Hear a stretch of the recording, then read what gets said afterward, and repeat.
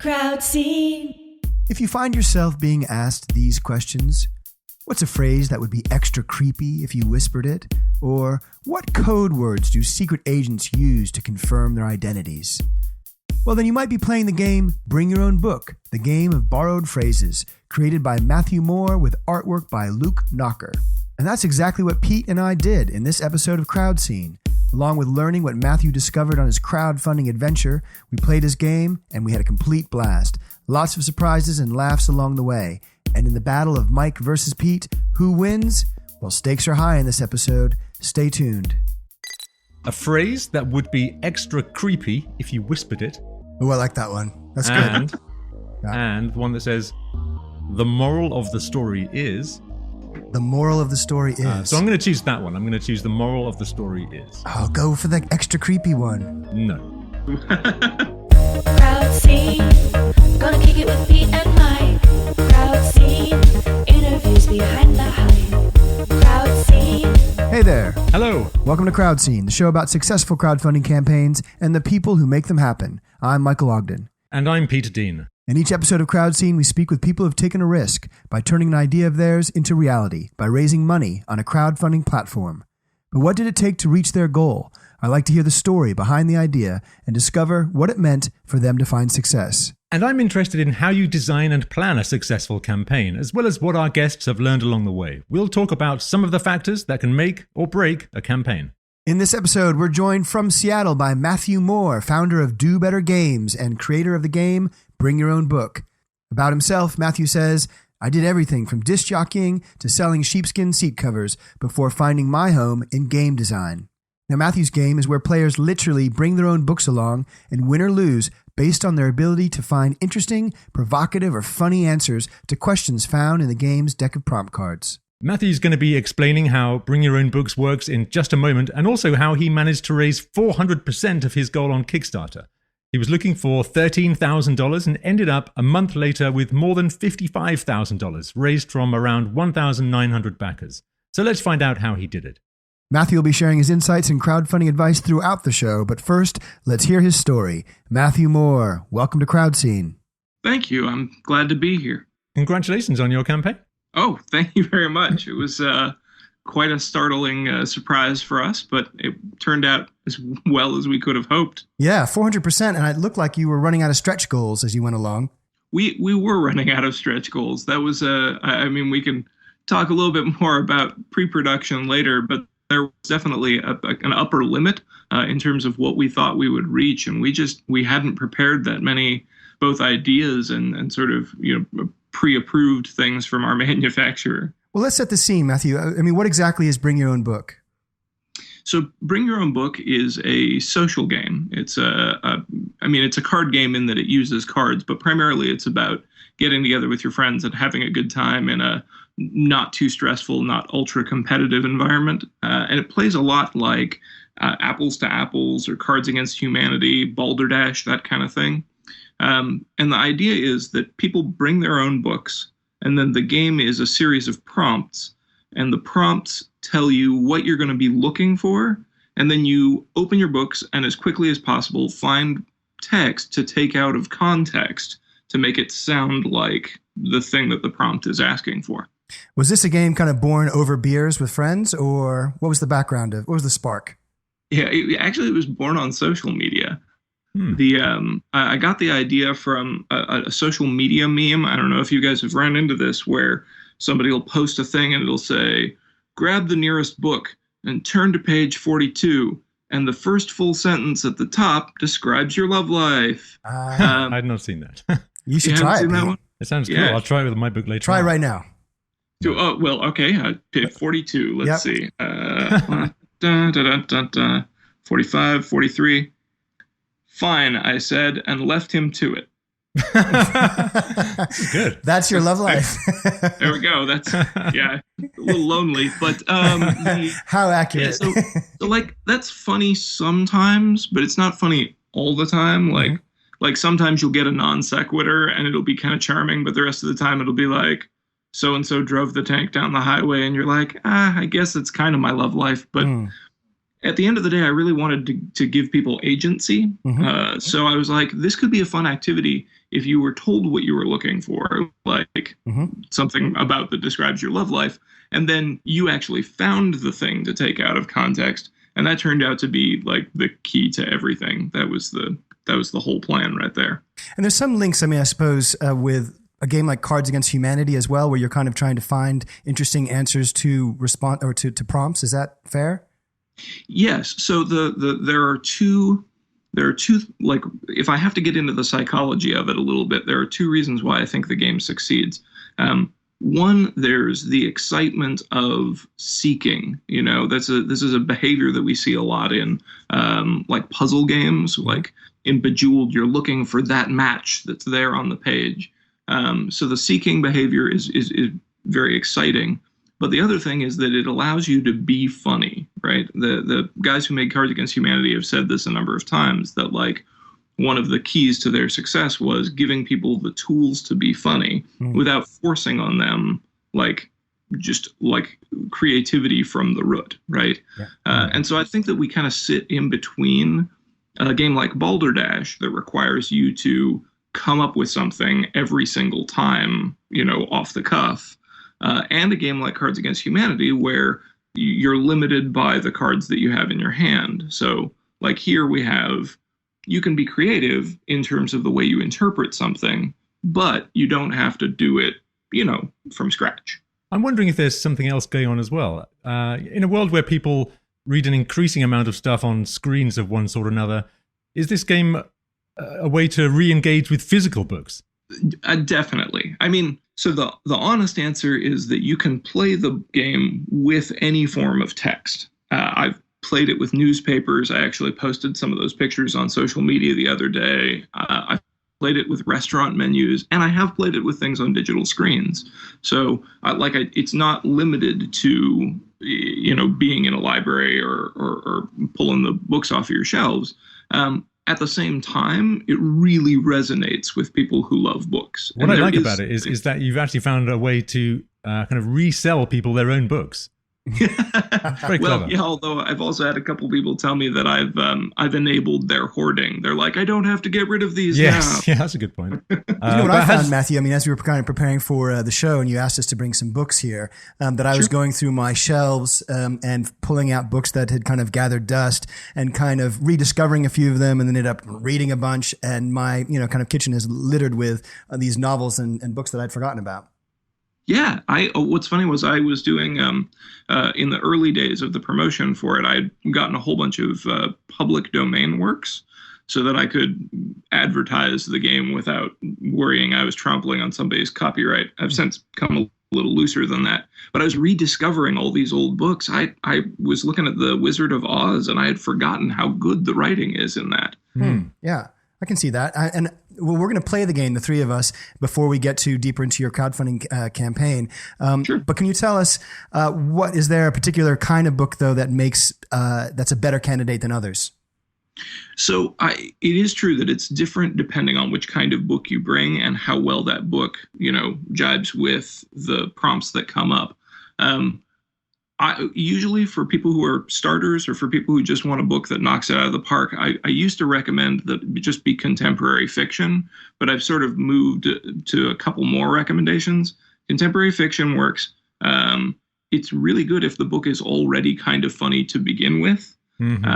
And one of the other things that really helps is if it's like an anthology. For some reason, anthologies just have a lot of different tone. Now you tell us. Oh, bummer. Well, Mike's turned up with a copy of Playboy. Yeah, and Pete brought his working draft of his autobiography. He's trying to sell it. Yeah, exactly. I'll be reading some chapter 3, the early years. 3 key chapters later on. Stay tuned. I can't wait to hear Pete's. Actually, we don't know each other's books. I mean, we've kind of surreptitiously hid them. Oh, nice. Yeah, well, that's the other thing is that there's an element of sharing. Like, particularly when people do bring their own books to it.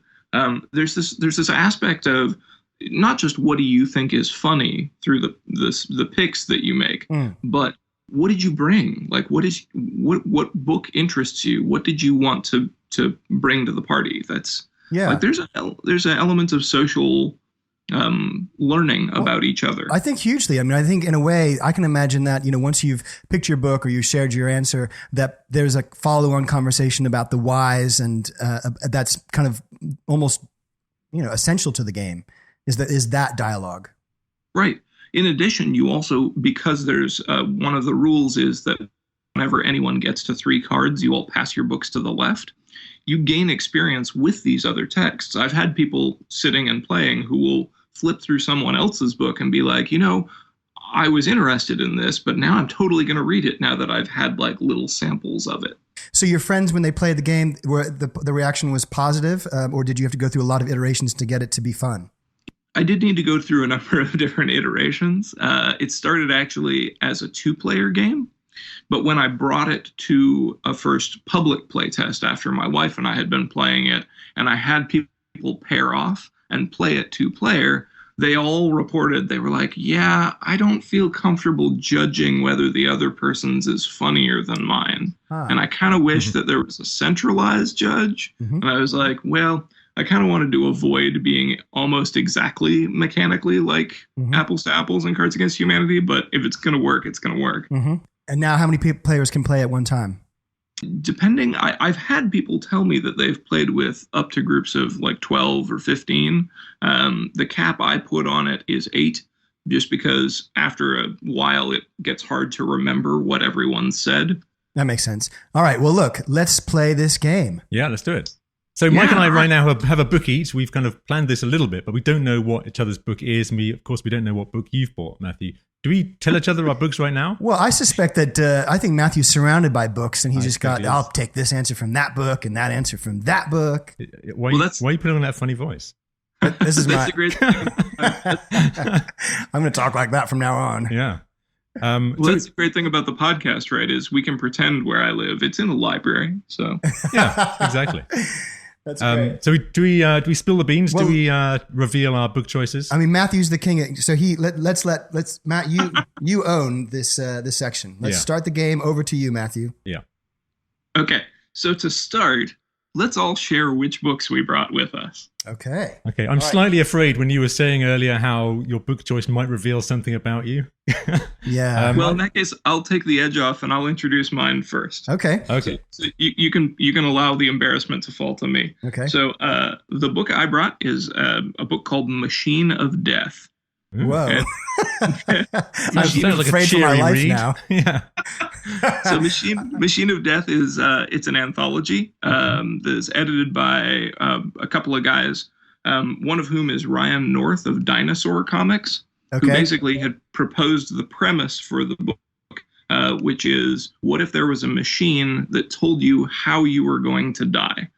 But all it said was something like old age, but then it could be interpreted humorously in that, like, you could be hit by an old person driving a car.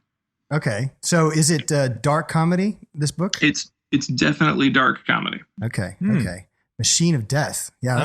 I was going through my bookcase and I've picked out so many books. I initially wanted to use American Psycho. I thought that would be a fun choice, but then you'd said that it should probably be a PG-13 thing, so I kind of put that back. And right at the bottom of my bookshelf, I found... You both are freaking me out. Machine of Death and American Psycho. But I didn't choose that. Okay. At the bottom of my bookcase, there are loads of books I had when I was a kid. And, huge nostalgia, so I ended up picking one of those. Okay. And so I picked... Children's book. I picked a children's book. I picked George's Marvelous Medicine by Roald Dahl. Oh, I like that one. Oh, nice. That's a good one. I thought, if that hasn't got some great phrases in it, I don't know what will.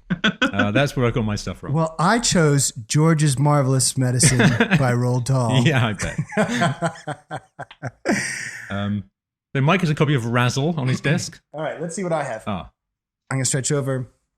Yes, I had lots of different possibilities, but I went for something by a young author by the name of Simon Rich. He's about 31 years old. He's been a staff writer on Saturday Night Live and works at Pixar and is the son of Frank Rich from the New York Times. At any rate, the title of the book is Ant Farm and Other Desperate Situations. Nice. A memoir, perhaps? It's kind of it's more an anthology of super short stories, actually. And on the cover, it says, "Hilarious" by Jon Stewart. Wow. High stakes. Yeah, let's see if that's true later on. Yeah. Well, yeah, we'll see if you can pull that out. Prepare to be disappointed. But I did just want to point out something that Peter was saying, which is that I think one of the aspects of the game that is exciting is that since it is different every time, it's different with every book that you bring, there is this moment where you're like, I picked this book, but I'm already thinking about playing it again next time with that other book. Exactly, yes. That's true. That's true. That is true. Yeah. Although I'm Machine of Death. Yeah. We'll see, yeah. Seriously, you guys, you should read it. It's great. Okay. Okay. So now that we all have our books, what we would do is we would appoint someone to be the first judge and picker. Okay. Picker is what I call the person who picks the prompt. So, so one of you guys want to pick first? Pete, so I'll pick first. do it. So I've got. Shall I read out both these questions Wait. and then the one we're going So what for? do you have? You've got 2 prompts, is that right? And you're going to choose between the 2 prompts? Yeah. Exactly. So Yes. yeah, one of the keys to the game is that every prompt card has 2 prompts on it, so that you can sort of tailor it to the group. Okay, so I'm going to read out both prompts and then I'm going to choose one. Okay. Yes, So- and then after you read it, we'll basically start searching for any amount of text to take out of context. It can be a whole paragraph. It can be just a sentence. It can be half of a sentence. It can be any amount of text, and you can ignore the punctuation. You just, as long as it's sequential, read it however you like. No, Pete's all about the punctuation. He's going to be a punctuation I'm cop. going to read out I'm going to Matthew, he's going to get chased us for enunciate the punctuation. But I've chosen the first 6 chapters, so I hope you can just sit tight while I read these out. You're like my dad. Copyright. Whenever my dad plays, he always he reads out a whole paragraph, and it's the most charming thing. No, actually, mine are all reassuringly short, I can assure you.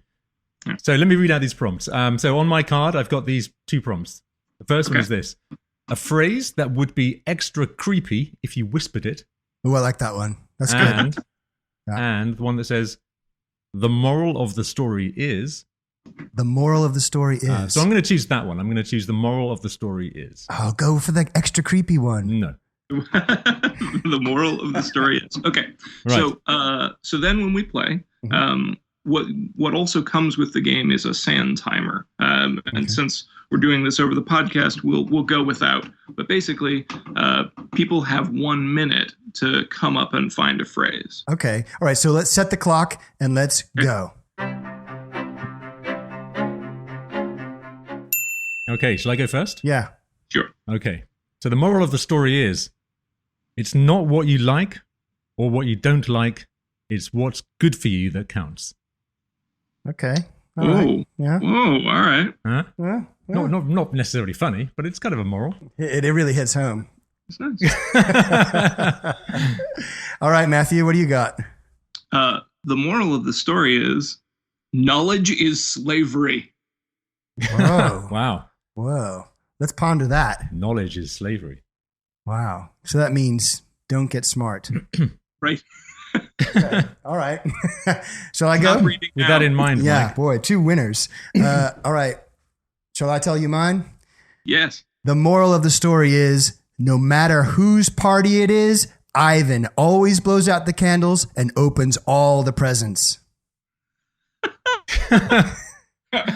I don't know. I think I'll probably give it to Mike just in terms of sheer randomness. Go, Ivan. I don't know who this Ivan is, but I like the idea of him being in everyone's life. Yeah, and opening all the presents. Yeah. I'd probably give that one to Mike. All right. Okay, cool. So- I love this game. Yeah, suddenly Mike's happy. So you Well, go. all right. You go next, Mike. you Okay. pick Oh, I pick one now? Okay. Sure. So I pick out the card. So we just do this podcast from now on. This is like Let's, this yeah, is fun. every episode. Can we license your game, Matthew? Exactly. Welcome to Bring Your Own Book podcast. Yeah, welcome to the Bring Your Own Book podcast. Anybody to you. can play this anytime they like. We're actually I'm setting up a game show version of it that we're going to do on another podcast I'm part of a comedy sports group here in Seattle. And they have a podcast, and they normally do the match game, but they were like, if we can turn this into a game show. And I was like, oh, we can absolutely turn this into a game show. Cool. Will Yeah. you give us a call? Comedy Yeah. sports, is that like sort of badminton wearing wigs and funny outfits and stuff? Very similar, very similar. It's a little Rosencrantz and Guildenstern are dead, but no, it's Pete will show up to anything that involves wearing a wig. Yeah, that's pretty much He's true. there. In that case, it's mostly because everyone wears I need to wigs. wear one. Yeah, exactly. even the audience. So comedy sports is a structured form of improv comedy where there are two teams, and it's basically it's themed completely like a sporting event. They call the stage the field. They call the teams, and their cool. players. And you compete in head-to-head comedy sports games, and then the audience claps for whoever they want to win, and the points don't matter, but they totally matter, and we want to win. So they use an applausometer. That's good. Competitive witticisms. I wish I had one of those. Okay, should we do round 2? Yeah, well, I'm Yes, fine that you go won for it. round 1 because I know that I'll win this one. So You're feeling. I'm happy with it. I think Pete's confidence I'm has pretty been confident. shattered from the loss of If round George's 1. marvelous medicine can't come up with a winning Pete cocktail. is quaking. Oops, Okay, we'll look, cut that I'm out. going to pull out. Yeah. Duh. I'm going to pull out card number 2. All right, 2 prompts here. Number 1, the name of a trendy mixed drink. Okay. Okay, I guess that's like a cocktail, and the name of a cocktail, Okay. or a passage from a religious text. Oh yes. Well, Right. the choice is clear for me. I'm going to go with the name of a trendy mixed drink. Good choice. Start the clock. Okay. Oh, I've definitely got it. I have got it. I've got it. Oh, no, I nailed it. I've got it. Totally got it. All right. So Matthew, I've got a you whole go. page of these. Do you know what? I've got too many. I think I'm going to, you go first, Matthew. Excuse me. All right, I'll go first. The name of my trendy mixed drink that I'm sure everyone will be ordering soon is Heat Death of the Universe. Oh, that is good. What's in that drink, Matthew? Well, the Heat Death of the Universe contains Fireball, obviously, and schnapps. Peach. Yes. And the Big Bang. That's pretty good. I'll have one order of heat. Was it Heat Death of the Universe? Heat Death of the Universe. Okay. Wow. All right. That's pretty good. Pete, you Well, have to I- say it like you're going to have one glass of, or walk up to the bar, order 2 glasses of, Am I improving now? Yeah. well, be in the okay. moment. Hey there, bartender. I'll have a wombat's knee. Ooh. Oh. Yeah. And what's in a wombat's knee? Well, what you do is you get a wombat, you remove the knee, and serve that on ice. Ooh, ice. Nice Oh, touch. I Yeah. like it. Wait, so, and Maybe you know, with the a bartender shot says, of Bailey's. the as well. bartender Bailey's says- Irish cream. just one glass, Pete, another lonely night. No, I would also have a whatever Matthew's drinking. Right. You're not, I like that this is part of Pete's autobiography. yeah, exactly. Yes, exactly. A wombat's knee it is. Chapter 7, A Wombat's Knee. Yeah. Lonely night at the bar. Okay, All right, top that, Mike. Okay. All right. I had so many that I feel like I can open a bar now. I found it difficult to choose. All right. I'm going to go with a super cool, just bartender. 2 glasses of eyeball rupture. Oh, Oh, you pulled that one out of the bag. wow. That's good. Eyeball rupture. I like. I think that might actually be a cocktail. Hang on, let me Google that. It sounds delicious, Yes. doesn't it? Yeah, well, this is one of those ones where sometimes strategies come into play. Hmm. I find that after you play the game a number of times, you start to figure out little tips. So like if you have something grisly, you try and like head towards the end where there's the denouement and like everything is horrible, and you're like, yeah, I'm gonna find something grisly right here. Yeah, kind of in the climax of, yeah. So Okay. who wins that round? So who judges that? So since we're playing Democratic, we would all vote, and I kind of like Pete's this time. Me too. Pete's That's just done 2 a to 1. fist pump. He did a fist pump, which is great for a podcast. Yeah. Yeah. Nice visual, We'll Pete. insert fist pump noise. Well, controversially, I'm going to go with Matthews, the Heat Death of the Right. Universe. Well, I'm going to go with. Let's see. Mine. So you can't vote for that's yourself. 2 to 1. Okay. So we've got 1 point each so far. This is very democratic indeed. Pete takes it. Yes. All right. All right. Well, let's see if we can mix this up. Maybe I've got to win one at some point. Yeah. All right. So the card I have picked Mm-hmm. says a line from a passive aggressive note, or code words passed between secret agents to confirm their identities. Code words. Oh man, but I really love a line from a passive aggressive note. This is one of those ones that is performative. So It's not just about the text that you find; it's about how you deliver it. That's interesting. Yeah, I'm going to go with a line from a passive-aggressive note. Okay, let's do it. Okay. Start the clock. We're back. Oh man. Okay. Time is up. I got it just in time. I'm all set. Nice. Okay, so who goes first? So Mike, you go first. Okay. All right. Set me up again. So a line from a passive-aggressive note. And it's all in the performance, Mike. Okay. Passive-aggressive. Here we go. Dinner time. There's a Tupperware container full of pasta in the fridge, but it's cold. How will I ever heat it up? I guess I'll just starve and die because I'm not competent enough to warm pasta. Whoa, a note telling me to put the container in the microwave and press easy minute. Thanks, note. You saved my life. Wow. That's kind of meta. Is that a note about a note? Is that passive aggressive? It was certainly kind of amateur theatrical, I would say. Thanks, note. You saved my life. All right, Peter, what have you got? Right. Okay. This is a line from a passive-aggressive note. This is my passive-aggressive voice, by the way. Okay. Don't forget, you don't just have to have the same things, but you've got to have exactly the same amounts of those things. Ah, okay. Yeah, Kind of annoying, right? It's interesting to me how close his passive-aggressive voice sounds just like the regular. I would like to think my regular voice is less passive, although still aggressive. It's more aggressive. Yeah. More aggressive. All right. Let's see. All right, I've got mine here. Okay, we got Matt. Okay. My breath stank of what? Money? That's obscure. My breath stank of what? Money? Money? Money? You say it now, Pete. My breath stank of what? Money? Ooh. And the Oscar goes to... Oh, okay. So who... You know what? Yeah? I got to admit, I might have to give it to Mike again. That was... Oh, I don't know. I was going to give it to Matthew. Oh. That means Mike gets to choose.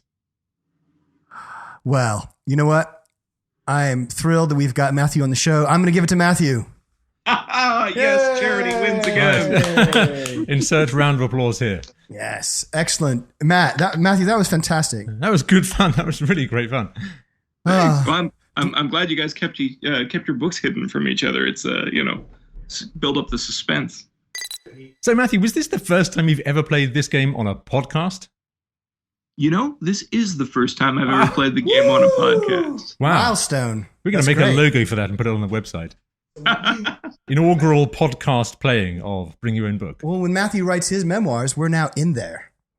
That's true. And then one day someone will use my memoirs to play Bring Your Own Book. Whoa. What a crazy loop this is going to be. Yes. Who came up with your name? I'm always curious about names of companies. Who came up with it and any other contenders? Okay. Well, since you said companies, I do have to drop a little thing about Do Better Games. Which is that that was a thing that was created by my friend Doug when we first came out with a mobile game that we released called Pendulous. We were looking to name the company, and our friend Doug, when he writes code, will write in the code that he's not happy with a comment that is whack whack do better. And so we were like, well, this is a good thing that we should remind ourselves when we're making games is whack whack do better games. So were you very close to being called whack whack? We was this close to being called whack whack, and then we decided no, it's inappropriate. Good thinking.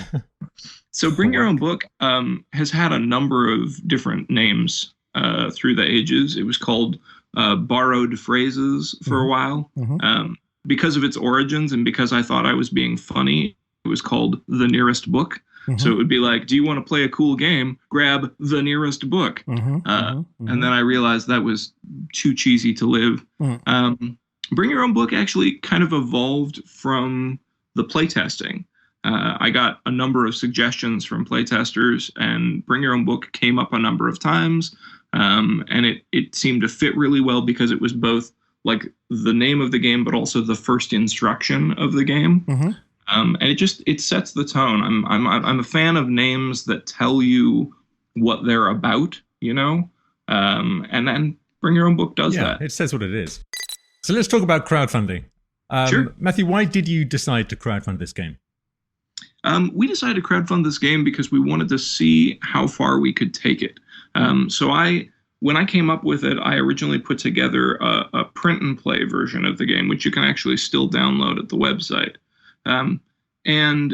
The game could have lived forever that way, right? It could have been like, hey, that's Matthew Moore's print and play game. Just go play it for free. Mm-hmm. But then we were like, what if we made a really nice version of it? My artist, Luke, who designed the logo, was like, oh, I really want to make a box where it's shaped like a book and has a flap opening cover. And I was like, man, I don't have any money for that, but these are the days of crowdfunding. Let's see if there are people who care. Mm-hmm. How familiar were you with crowdfunding before you had the idea of doing it? I was a little familiar with it. My first Kickstarter that I ever backed was the Double Fine Adventure, which was Tim Schafer. Tim Schafer's crew.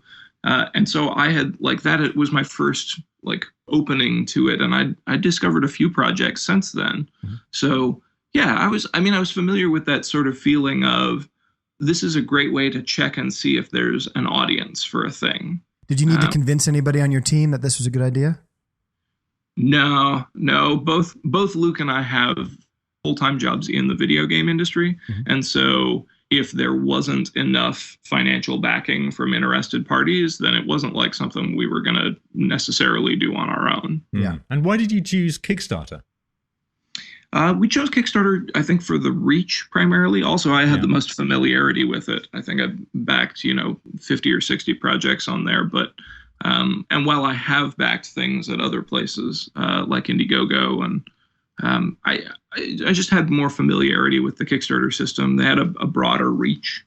Well, let's talk about the pre-campaign. What was the time between you saying, hey, this is a good idea, and launching the campaign? Was that weeks or months or what? So it was originally going to be months, and then it turned into weeks.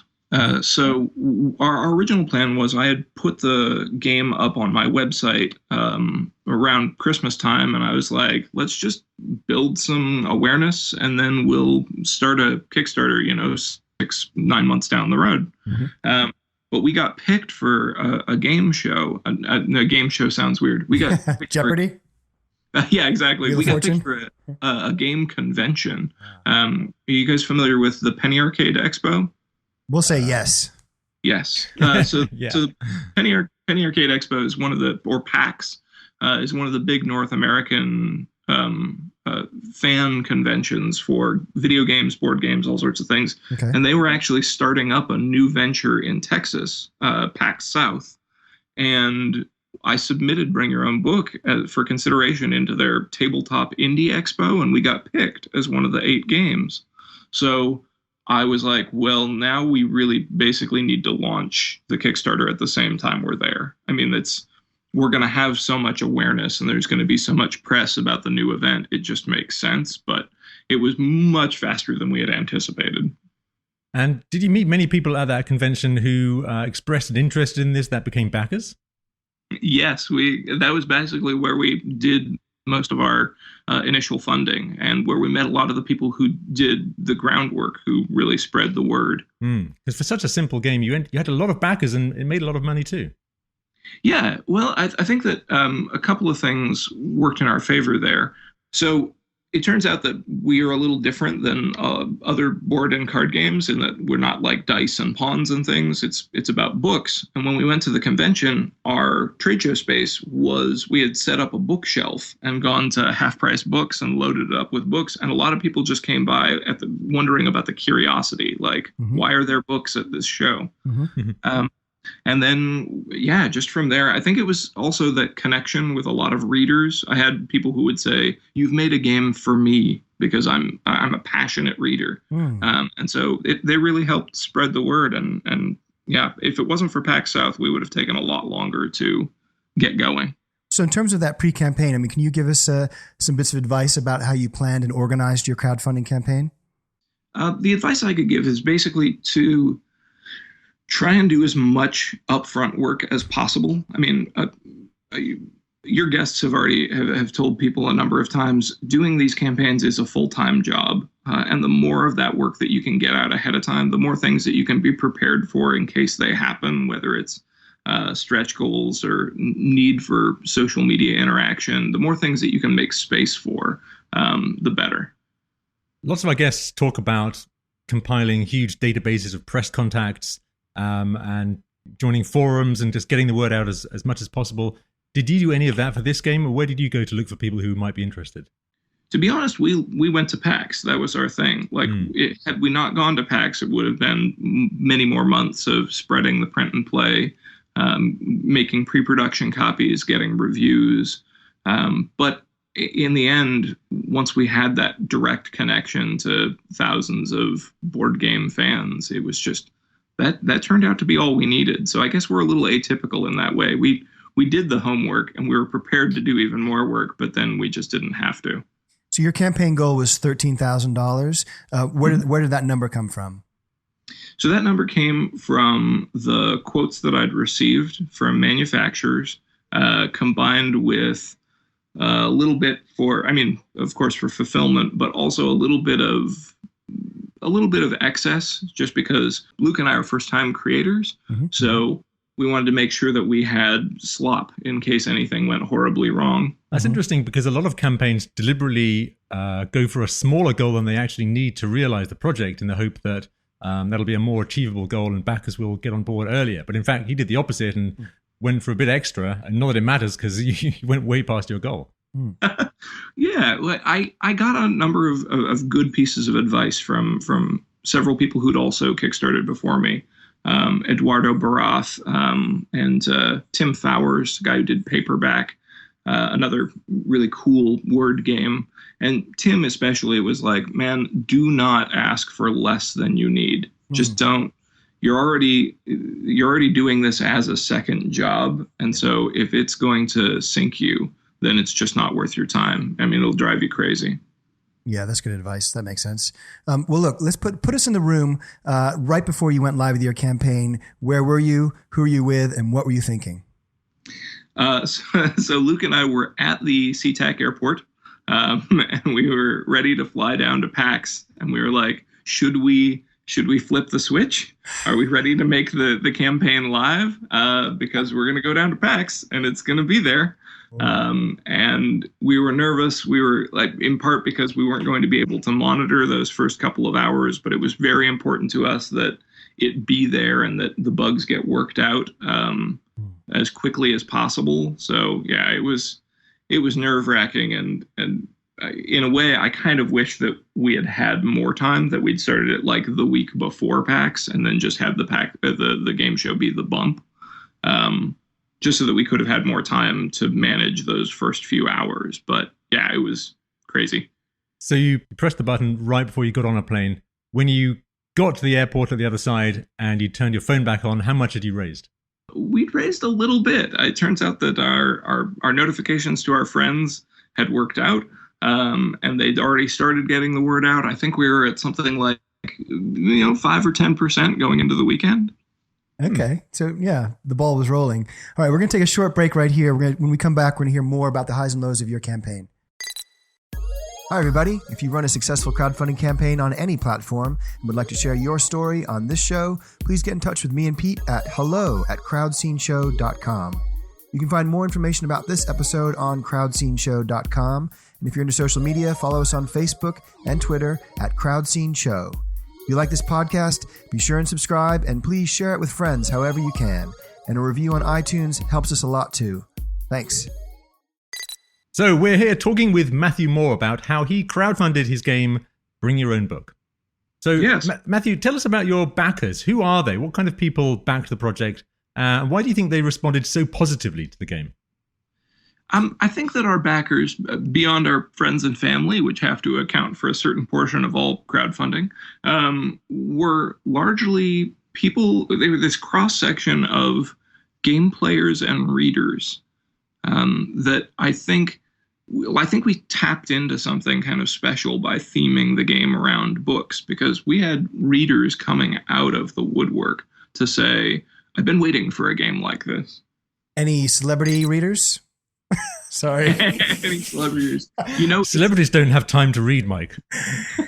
George Clooney's very well read. It's actually my dream. I wouldn't dream of violating the backer creator confidentiality agreement, but it's actually my dream to get a group of authors together to play Bring Your Own Book, reading their own books. That's a good That plan. would be awesome, yeah. Yeah. That's much better than Mike's idea of maybe paying Paris Hilton to stick a copy in her handbag next time she goes out. Let's make that happen. All right. Pete, Yeah, do your Mike, magic. I'll call up some authors. So who would be that dream guest table there? I'm going to throw in. Good question. Okay, I'm going to throw in Neil Gaiman. Neil Gaiman he'd be great at this game. He'd be good. I think he'd be very good. Who else? Who Matthew, who do you got?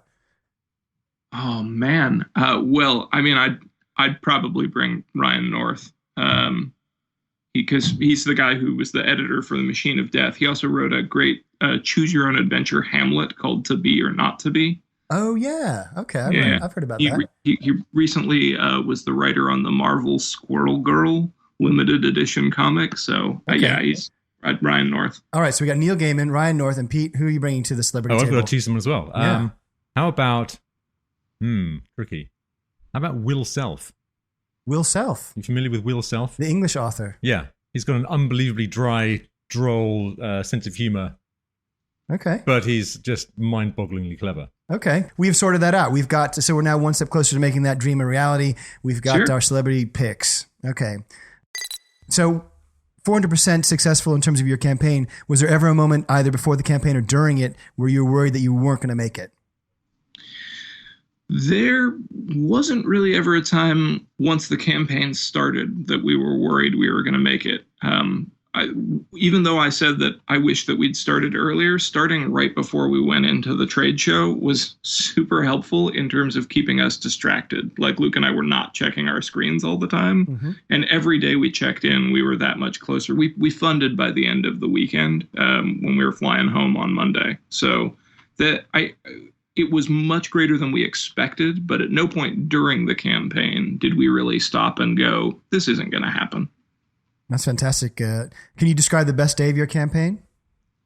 The best day of my campaign was probably that day that Luke and I were flying home, that Monday after PAX, when we got on a plane and we were this close to funding, and it funded while we were flying home. And we got the text message when we got to the airport, and we just hugged each other and we're like, oh my God, it's real. Oh, that's fantastic. That's fantastic. So, I mean, that was just a few days into the campaign. Did you put any extra effort in at that point to really push things forward? I think that there was sort of an acknowledgement that was probably going to be the biggest bump for us, just because it was the largest amount of like media that we could have gotten on our own. Yeah. So we did some pushes afterward, but a lot of it was people we'd contacted or met at PAX echoing it after they got back. So without PAX, I mean, would you feel like you wouldn't have reached your goal? Without PAX, we probably would have reached our goal. It probably wouldn't have been as big, and it would have taken us a lot longer to get there. I mean, we would not have launched right away if we didn't have as many eyes on the campaign right then as we did. Matthew, did you experience a slump in the middle of the project where not much happened for a while? There was definitely a little bit of a slump. I think, like, once I looked back on the kick track, patterns, there was a little lull in the middle. But I think that Luke and I had a very positive outlook, which was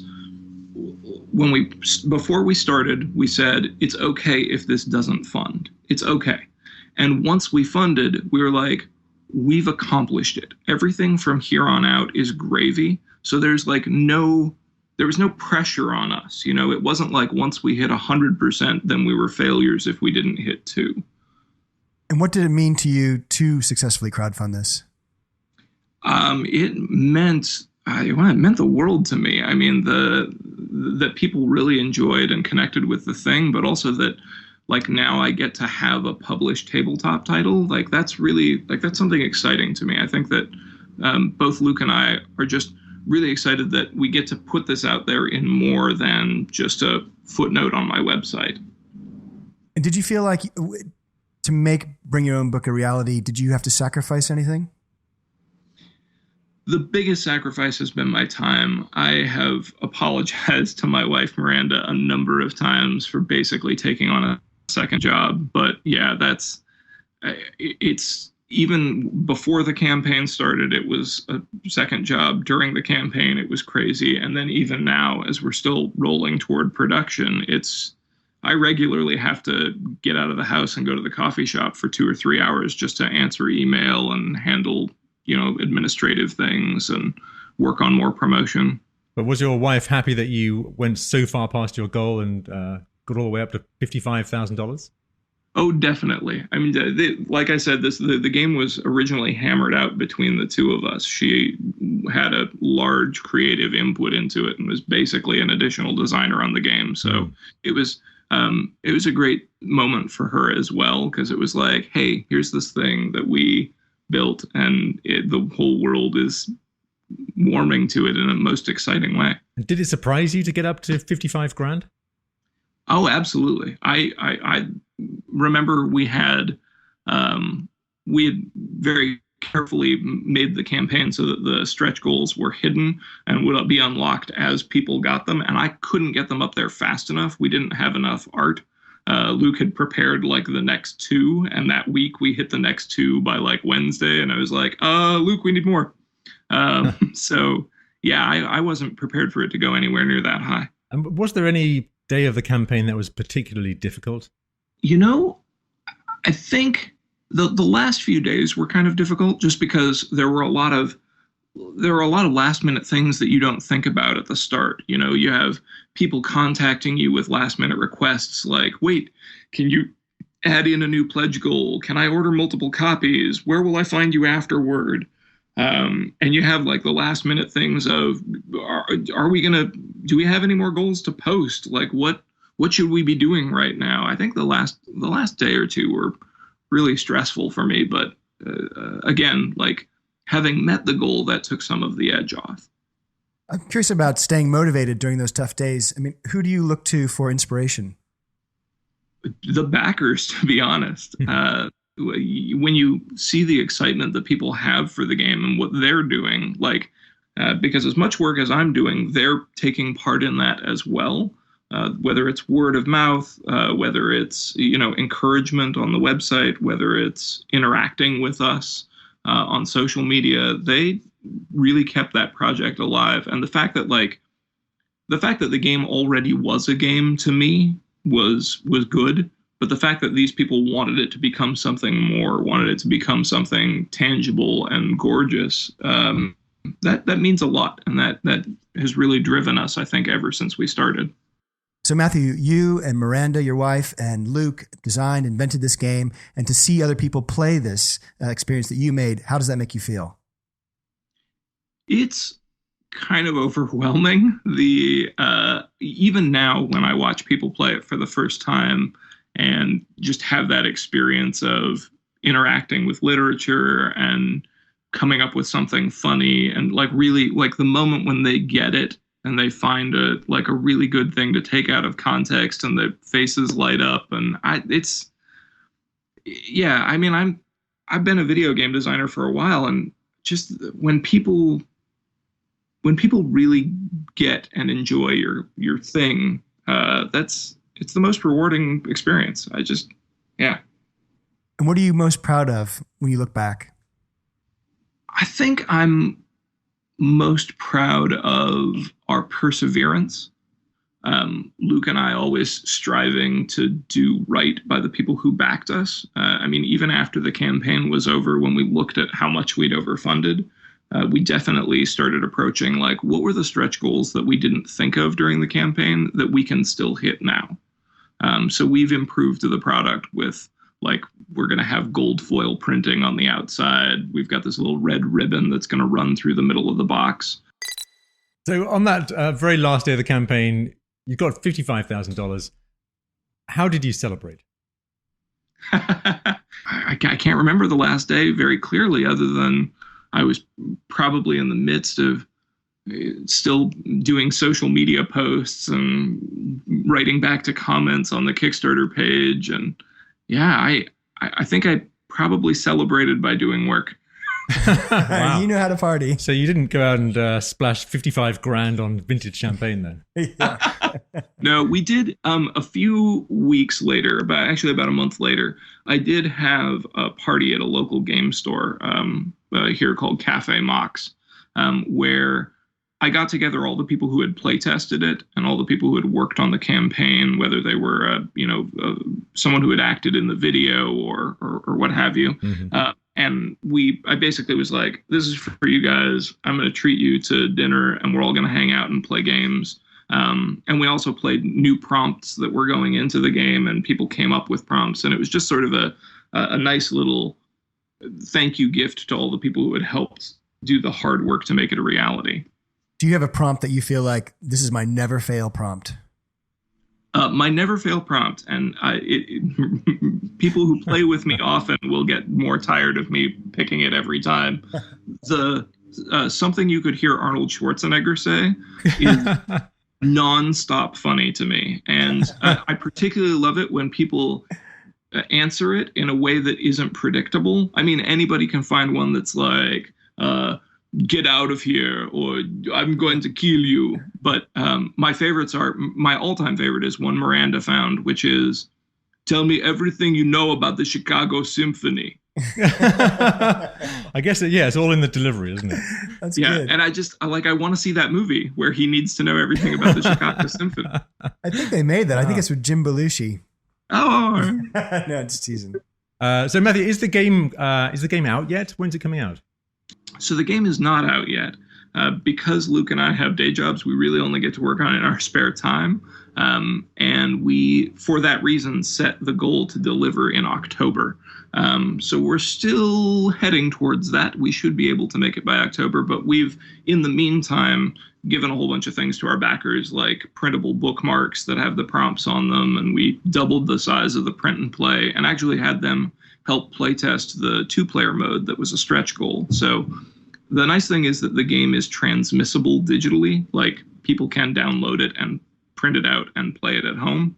So yeah, we're tiding them over, but yes, the actual retail product hasn't arrived yet. That's something I find really interesting about your project, because it is a game that you can simply download as a PDF, or cut up little bits of paper and very easily play the entire game like that. And yet, you overfunded by such a large amount that there's clearly a real desire to have a nicely made version of the game, as opposed to just printing it out yourself. Yeah, well, I mean, we definitely are committed to the print and play version, which I realize doesn't make us any money at all. But like, Bring Your Own Book is basically, it's a game for everyone. Anyone should be able to play this wherever they are, and whether they can afford a retail version or not. But I think that the same people who gravitate towards a game about books, the same people who have shrines to books in their houses, are also the people who are going to respond very positively to the idea. Matthew, you ran a very successful campaign. What advice do you have for anyone out there who wants to start their own campaign? Can you give us your tips for crowdfunding success? Well, I sure can, Pete. The first is to be extraordinarily lucky. Good tip. Excellent advice. Yeah. So if I had any tips for anybody, I mean, like I said, we were extraordinarily fortunate that we got to PAX South. And if you have an opportunity like that to time your campaign with something that's going to draw a lot of attention, definitely do it. But we were prepared for the long haul of that pre-campaign period. And that, from everybody I've talked to and from all the research that I did, like, that time is invaluable. You need like a year to raise awareness, to get an army of voices, to put together a mailing list. I mean, the people who are going to help you get the word out are your most invaluable resource, and you need to spend time generating that. I think one of the other things that I didn't at first do deliberately, but now that I reflect on it, was actually a smart move and sort of flies in the face of common crowdfunding wisdom, is not to over-engage in terms of putting out a whole bunch of updates. I'm not saying that you shouldn't respond to people who ask comments or send messages. What I'm saying is that a lot of campaigns, even after they fund, will put out like a message every other day, every week, just constantly vying for your attention. And I think that I didn't respond well to that as a backer. And I found that our backers actually don't necessarily need that. They like it when we come to them like once every couple of months and say, hey, we have a whole bunch of news and it's all big and important. So I think if you can save yourself a little bit of stress, that's a tip I can give to you is you don't have to over-engage. Yeah, that's an interesting one because a lot of our guests will say the exact opposite of that, saying you should engage every day, treat every week as a separate campaign. You've got a very laid-back approach to crowdfunding that clearly worked. Well, here's the thing. At some point, I think that if you have something that people want and are interested in, then you're good. I know that a lot of people will talk about driving interest, but I think that I can go into this a little bit more with my third tip, which is that if at all possible, have something for people to engage with, right?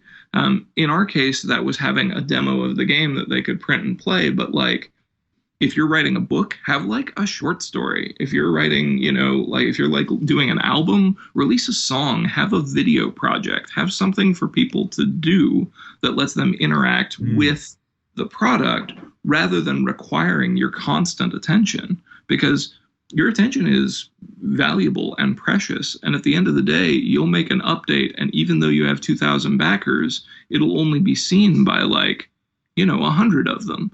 And if you're doing that every single day, every other day, even if you're producing like a live web show every week, like that can be exhausting. So in your case, Matthew, you gave out a number of prompts that people could start playing with. Yeah, that was part of our thing was we wanted to make sure that people knew that even if they didn't crowdfund this game would exist. And what they were crowdfunding was this game being even cooler. And so, yeah, a lot of that was early on. I had somebody question whether or not like it was wise for us not to disclose our financial breakdown. And I was like, well, I don't need to, because I don't need to prove to people that this game will happen. This game has already happened. Did you have the whole version of the game available to download? We didn't have the whole version of the game to download. At some point we'd like to, but I think there is a sense to which we didn't necessarily want to cannibalize the sales for people who wanted to get the full version. It also gave us something for people to shoot for, right? So yeah, had we kept it on the website, we probably would have released the full version, which at that time was only about 100 prompts. It's now 180, thanks to our backers, because they were like, more stretch goals. So, and do you have your backers also suggest prompts? Yeah, we have on our website, which is bringyourownbook.com, we have a prompt submission form, and we had a number of people throughout the campaign tell us, hey, what would be really funny is this.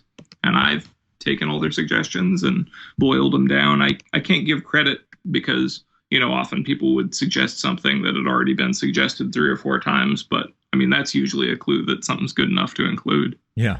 All right. So Pete, here's your opportunity. You can suggest a prompt to Matthew. Wow. I'm going to have to think about that. Well, you didn't have that. Let's put the clock. Start the clock. Okay. Here's my prompt. My prompt is this. A phrase that you could use as a prompt in this game. Phrase that it's a little meta, Pete. Yeah, it's completely. I gotta give you some. It eats its own tail, right? I will take that suggestion and write it down. And do I get a commission if you you sell more copies of the game? This is gold, Matthew. It's all gold. Yeah, it's I've typed it in. It's all 4%. He's typed it in the air. I was saying to a friend the other day, I was like, yeah, I don't know. Creating prompts doesn't seem that hard. And he's like, what are you talking about? You worked on those prompts for months. I was like, that actually is true. Yeah. I had like a spreadsheet. I still have it today that's got different categorizations of, is this narrow knowledge or general knowledge? Is it a noun response or a phrase response? What category does it go into? People talking, or is it like it turned out to be, it turns out I'm way more meticulous than I thought. I imagine too, though, it's the way you put the questions together. The sequence of words makes a difference. Yes, definitely. I mean, both in terms of how it's read out loud, but also in terms of how it fits on the card. I remember the first time Luke sent me back copies of the cards, and he'd done some widow and orphan control, and he'd added a few words, and I was like, what are you doing? Got to control those widows. Yeah. I love the logo that Luke came up with, the BYOB logo. I think that's really cool. I am incredibly fortunate to have found Luke. We worked together on another little crazy project of mine called the Triangle deck that is not available for public consumption because I can't come up with any good games for it. But I was like, "You're really good at this. Do you want to make my book game?" And he was like, "Yes." His work is gorgeous. If you guys have a chance, you should take a look at the poster, which is basically the card back. I mean, if you liked the logo, the card back is insane. And what's Luke's last name? Luke Nalker, Nalker. I thought you were going to say you were incredibly touched by Pete's endorsement because Pete loves logos, and for Pete to say I'm a kind of logo designer by trade. Oh, really? That's part of what I do. Yeah. I think that it was funny because we one of our backer rewards was a T-shirt, and we had made T-shirts with the BYO book logo, and then Luke was like, "Wait, but I think I can get the card back on a T-shirt. Let's see if people like that instead." And I was like, "I don't know, dude. A lot of people love that logo." And it's basically come out 50-50. I did a poll as to which one should we do, and people are like, half of the people want the logo, half of them want the card back. So we're probably just going to print both. So, Matthew, before we wrap up, it's time for what we call guest picks. This is where our guest tells us about another crowdfunding campaign, whether past or present, that they think is cool, worth taking a look at. So we asked you to come up with one. What have you got for us? So one of the campaigns that I really loved is called Save the Sci-Fi. It's put together by a bookshop in New York called Singularity & Co., which is run by a woman named CC James. Mm-hmm. And I love their Kickstarter. They were actually running a second one, Save the Sci-Fi again, around about the same time as Bring Your Own Book. And what they do is they rescue sci-fi books that are forgotten or that have the lapsed copyright, and they go and acquire them and then digitize them so they can become ebooks and basically release them once a month in a sort of a book club format. You know, it's a sort of like a modern Time Life, but for people who are saving these books for future generations. And I was kind of inspired by that because it was the preservation of cultural artifacts is important to me. It's one of the reasons why Bring Your Own Book resonated with me, is sort of that, like, learning to re-love my physical books again. But and I also care a lot about it as a video game designer, because video games are often lost to the ages. So that they put together that campaign and that they released it in such a novel format with the like one a month, I've always been in awe of that group. And that's called Save the Sci-Fi? Save the Sci-Fi by Singularity & Co. And the woman behind it is? CC James, CICI. You should have like an event around BYOB and the Save the Sci-Fi. You know, I've thought about it. She actually pinged me a while back to see if I was going to be at Comic-Con, and we were going to try and be on a panel together, but I wasn't going to make it. But I would love to go and do something in like the bookshop itself and be like, let's play the game. That sounds great. And was that a Kickstarter campaign? Yeah. It was a Kickstarter campaign. She's done a few of them for each new season of Save the Sci-Fi. That's okay, well, we'll put it in the show notes and we'll link to that. Yeah. Thank you for that guest pick, Matthew. Excellent. So that's Save the Sci-Fi. Before we say our goodbyes, can you leave us with some words of wisdom? Is there a quote that inspires you, something on your office wall, words to live by? So I wish I had these on my wall. One of my all-time favorite authors is Kurt Vonnegut. And I love him because of his, humanism, his belief that we're doomed, but nobly approaching that doom. And one of my favorite quotes from him is from God Bless You, Mr. Rosewater. And in it, a character is speaking at a baptism, and he says, "Hello, babies. Welcome to Earth. It's hot in the summer and cold in the winter. It's round and wet and crowded. On the outside, babies, you've got 100 years here. There's only one rule that I know of, babies. God damn it, you've got to be kind." I love that quote. Matthew, you've been so generous with your time. I love that you kind of came in with and shared the game with us. I loved playing with it. I said again. That sounded terrible. Terrible. I love you too, Mike. Yeah. Maybe you guys just could go play somewhere else, you know. Yeah. Pete was feeling left Get out. a separate Skype call. Let's go watch some Bond movies together. Yeah, I totally exactly. would say yes watch to that. Skyfall since you love it so much. Yeah. Skyfall. I bet Pete's favorite is probably Moonraker. No. I love that quote. Matthew, thank you so much for being so generous with your time, your insights, and it was fantastic playing your game and playing a few rounds. So thank you. Sure. I'm really happy that you guys asked me to come on. It's been an honor. It's been so much fun. Thanks so much. And thanks for sharing your crowdfunding advice with our listeners too. And we wish you all the best of success with Bring Your Own Book. Thanks, guys. So you've been listening to Crowd Scene, the show about successful crowdfunding campaigns and the people who make them happen. Our big thanks to our guest, Matthew Moore, game designer and successful crowdfunder, for his time and insights in this episode. To find out more about Matt's Bring Your Own Book, check out bringyourownbook.com. If you like this podcast and would like to support the show, here's 5 things you can do. 1. Follow us on Twitter and Facebook at Crowd Scene Show. 2. Post a review on iTunes. This takes just a minute and really helps us reach more listeners. 3. Sign up to our newsletter at crowdsceneshow.com. 4. Be sure and subscribe to Crowd Scene on iTunes or any podcast app. 5. Tell your friends. Pete and I want to say thank you as always to singer-songwriter Kim Bookbinder for the theme music for Crowd Scene. To find out more about Kim, please check out kimbookbinder.com. Special thanks to our friend Jim Fowler and his expert ears. For more on Jim, visit jimfowlermusic.com. So until next time, thanks for listening.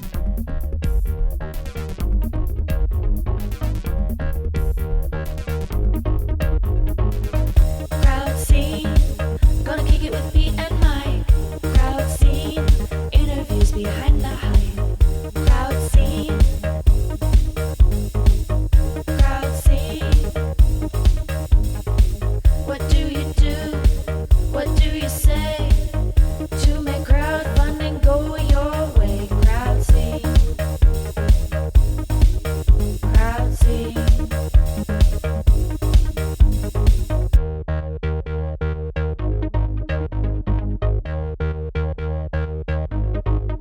Crowd scene, crowd scene, crowd scene.